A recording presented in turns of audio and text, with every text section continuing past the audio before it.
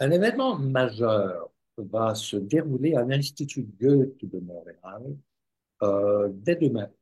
Et il y a déjà deux concerts qui ont été présentés, dont un à Toronto et l'autre à London, je crois. Et pour cela, je souhaite la bienvenue à Helmut Lipski. Bonjour Helmut, Bonjour Winston. le violoniste, le compositeur. Louise Bessette, cette pianiste dont tout le monde rêve d'avoir sur scène avec un.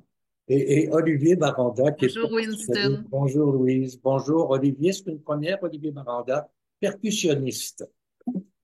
Alors, je me Bonjour. suis dit que ce devoir de mémoire et cet événement, peut-être que dans un premier temps, Helmut pourrait mettre la table pour nous, s'il vous plaît. Ça se déroule, ou en tout cas, le projet est parti d'un château. C'est le château Grafeneck dans lequel, en 1940, les nazis ont tué 10 654 personnes durant une année. Et en fait, c'était avant, disons, le Holocauste. Ce sont des gens handicapés, physiques et mentaux, qui étaient des cobayes, on pourrait dire un peu, pour développer des méthodes, comment tuer des gens dans des nombres industriels durant cette année-là. Alors, c'est la première chambre de gaz du Holocauste après. C'est situé là et bon, c'est une thématique très troublante, très difficile, mais ça fait partie du justement qui s'est passé, qui a amené après un Holocauste, la guerre avec tout ça, qui fait Alors, c'est partie un du. devoir de mémoire, mais en même temps, c'est un devoir d'histoire, c'est un devoir de ces absurdités qui ne devraient jamais se répéter, qui malheureusement, compte tenu du monde dans lequel on est, étant donné que l'homme est l'homme, on ne trouve pas de solution finalement. Mais je crois qu'une des solutions, c'est ce que, par exemple, Louise Bessette peut apporter sur scène et que Olivier Maranda peut contribuer à, c'est-à-dire donner une beauté qui nous permet de refléter l'âme de l'homme dans ce qu'il a de plus beau. Non, Louise? Absolument. On a ici deux compositeurs extraordinaires, Thomas Fortmann et Helmut Lipski.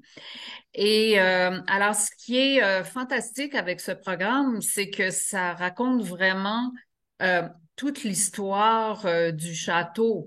Donc, le début du concert est plutôt joyeux et festif.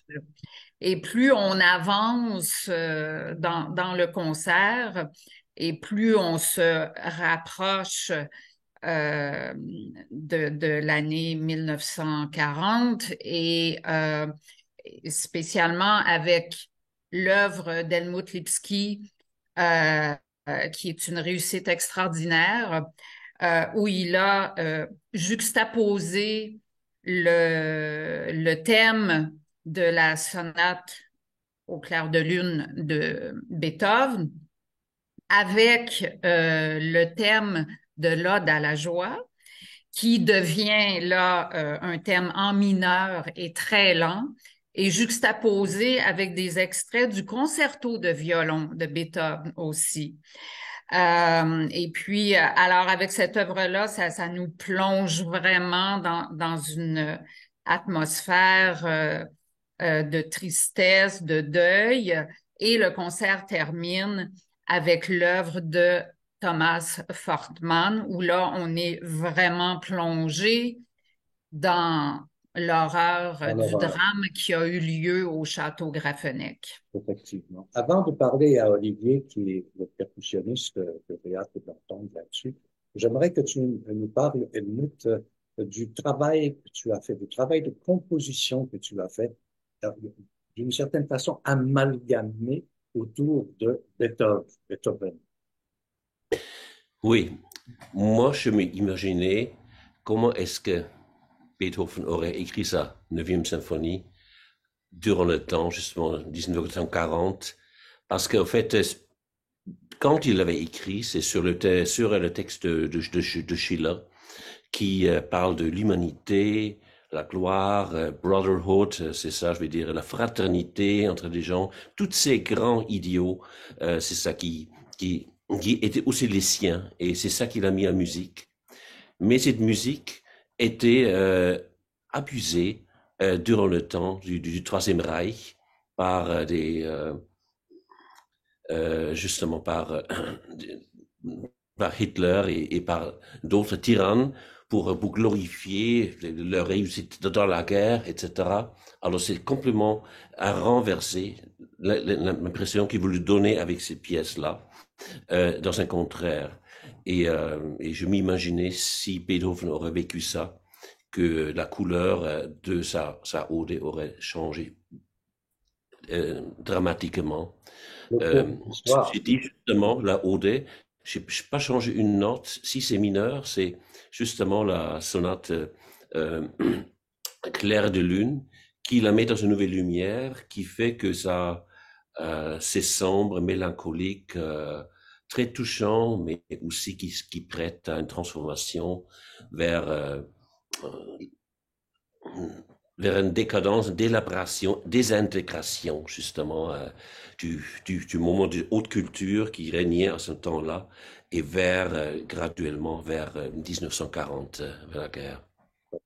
Olivier Maranda, euh, on vous amène dans un concept, on vous amène dans une réalité qui n'est pas tout à fait la vôtre parce que vous êtes trop jeune pour l'avoir vécu, mais quel a été votre premier rapport avec cette proposition de Graffelnet? Euh, ouais, c'est une question un peu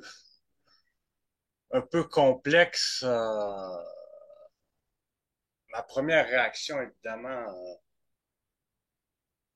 quand Helmut m'a appelé il y a 5 6 ans, ma première réaction, c'était plus, ah, je vais travailler avec des musiciens formidables. Là. Fait qu'il n'y avait pas vraiment cette notion-là du programme du concert. Ensuite, plus on est rentré dans le concert, puis plus je me suis rendu compte qu'on avait quelque chose de profond. Puis c'est une réalisation que je me fais à chaque fois qu'on leur joue parce que c'est un concert que j'apprends à aimer de plus en plus. Euh, Puis à chaque fois redécouvrir quelque chose. À chaque fois qu'on joue, je découvre un nouvel aspect de ce concert-là. Puis de plus en plus, je vois l'aspect espoir du concert. Parce qu'on parlait il y a quelques minutes de faire de la beauté avec quelque chose d'horrible. Ben, en fait, en tant que musicien, c'est ça qu'on apporte. On apporte l'aspect espoir. Euh, Comment est-ce qu'on va se sortir en tant qu'humanité de toute cette horreur-là? Ben, c'est avec la musique, c'est avec l'art, c'est avec justement de l'espoir. Parce que ben, je suis un peu optimiste, mais on a de l'espoir en tant qu'humanité, puis j'ose espérer qu'un jour, ça va juste être des mauvais souvenirs. Là. Louise Bessette, s'insérer dans une œuvre comme celle-là, c'est particulier. C'est-à-dire qu'on connaît le talent des compositeurs de Helmut, on connaît son talent comme soliste, comme violoniste, mais en même temps, il y a une couche qui se rajoute là-dessus. Et cette couche, c'est celle que tu apportes en grande partie, et j'aimerais que tu me dises un mot là-dessus. Bien, comme vient de dire Olivier, bon, c'est un peu la même chose pour moi. Helmut m'a approché au sujet de ce programme-là il y a quelques années, en 2017-2018. Et dès qu'il m'a parlé du thème, j'étais ben, déjà un peu bouleversée, évidemment. Et puis, et là, quand j'ai commencé à travailler les œuvres, ben, effectivement, je me suis dit, bon, parce que en quelque part, je pense que en tant qu'artiste, on est toujours à la recherche de la beauté. Et avec ce programme-là, et en commençant à déchiffrer les œuvres et tout, c'est là que je me suis dit, ben oui, c'est ça. Le thème est bouleversant et avec la musique, on apporte la beauté et avec nos interprétations à tous les trois, on vit vraiment des moments très, très particuliers quand on joue ce programme-là au concert. Chacun des concerts est vraiment un grand moment d'émotion et de beauté, tout simplement. Puis, je pense qu'on en a tellement besoin. Et que ce soit présenté, Helmut, à l'Institut Goethe, il y a toute la symbolique qui est en parallèle avec cette réalité, avec ce concert que vous préparez, que vous allez présenter ce soir. Absolument. Et en plus, au fait, le concert est produit par le consulat allemand et le consulat a déjà entendu l'œuvre avant et justement, c'est eux qui ont choisi. Ça représente vraiment une histoire qu'il faut dire parce qu'elle est encore assez inconnue, cet aspect justement. Qu'est-ce qui s'est passé avant la guerre et ça met en lumière ce côté de l'histoire d'une façon très convaincante. C'est un voyage justement de la joie au début, après c'est la montée vers une société idéale, haute culture, mais après lentement dégradation justement vers l'abysse et après les horreurs, c'est ça. C'est comme une roue qui tourne malheureusement de l'humanité qui c'est une métaphore en fait ce concert pour quelque chose qui se passe à travers le monde à certains intervalles. Et voilà. L'importance d'un tel événement parce que avec l'actualité qui nous entoure, on le veuille ou non, et à l'international, il y a quelque chose de très grave qui se déroule. Et comme le disait tout à l'heure Olivier aussi, bon, ça met de l'espoir, quelque part. Cette beauté musicale nous donne espoir. Olivier, une question bien terre à terre. Combien d'instruments de percussion sont présents sur scène? Euh, bu- bu- bu- bu- bu- bu. Évidemment, on a un peu voyagé avec le projet, puis on a surtout joué sur des scènes. On a surtout joué sur des scènes très petites. La photo qu'on voit ici, c'est la plus grosse version du concert, c'est la version idéale. Euh, Par exemple, demain, on n'aura pas la timbale parce qu'on manque d'espace scénique. Mais ici, on voit mon installation de tambours et cymbales. Donc, j'ai un, deux, trois, quatre, cinq, six, sept tambours, deux cymbales, un grand marimba, vibraphone, timbale, cloche tubulaire, glockenspiel. Et Helmut, c'est le compositeur, c'est-à-dire celui qui est le capitaine à bord, si on veut, qui choisit un peu les moments où ça va être percussif. Et ça doit être d'une certaine façon aussi le côté, comment dire, le côté un peu ludique, si je parle entre musiciens. Euh, Moi, j'ai très hâte de voir ce concert mercredi, c'est-à-dire demain, à l'Institut Goethe.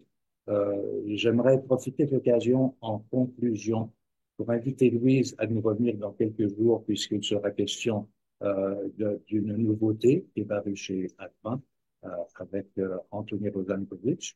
Je serai là.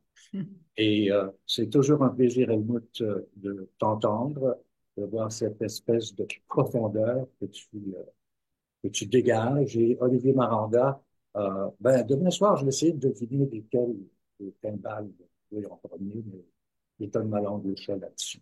Merci beaucoup à tous les trois. Et Merci infiniment, Merci bon, beaucoup. Tu vois, Winston. Et à merci. bientôt, mes collègues. On se verra demain. Au On revoir s'en à Oui, tous. À demain. au voyage. revoir. Au Au revoir. revoir.